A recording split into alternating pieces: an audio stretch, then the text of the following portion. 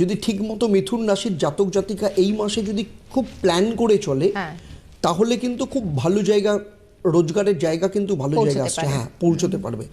প্রথম থেকেই কিন্তু স্ক্যাটার্ড, আজকে ধরুন যে সময় রয়েছে একদম মাসের প্রথম দিকেই আমি বলবো, এই সময় থেকে আজকের থেকেই মিথুন রাশিকে ভাবতে হবে যে না, আমি কোনো রকম স্ক্যাটার্ডলি চিন্তা করব না, যে রোজগারটা আসছে সেই রোজগারটা আমি প্রপারলি প্ল্যান করব, যাতে আগামী 6 মাস 1 বছর আমার জায়গাটা ঠিক থাকে। কারণ সময়টা কিন্তু ভালো, কারণ হচ্ছে এরপরেই আবার বৃহস্পতি চলে আসছে তার ধনস্থানে, ফলে এরপর থেকে কিন্তু মিথুন রাশির ক্ষেত্রে কিন্তু ভালো জায়গা আসছে।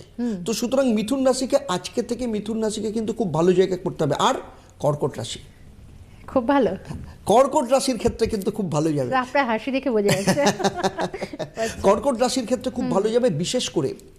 বিশেষ করে এমন অনেকে আছে যারা এক্সপোর্ট ইম্পোর্টের ব্যবসা করেন, বা যারা বাড়ির বাইরে থেকে কেরিয়ার তৈরি করছে, পড়াশোনা করছে, বা যারা মনে করছে আমরা বাইরে কেরিয়ার তৈরি করব, এই মাসে যারা চাকরি করছে, যারা বাড়ির বাইরে থেকে চাকরি করছে, জন্মস্থানের বাইরে থেকে চাকরি করছে, তাদের জন্য কিন্তু খুব ভালো যোগ আসছে।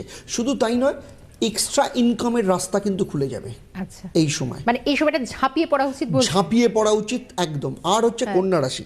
আচ্ছা, কন্যা রাশি, কন্যা রাশির ক্ষেত্রেও কিন্তু যথেষ্ট ভালো আসছে, কর্মস্থান কিন্তু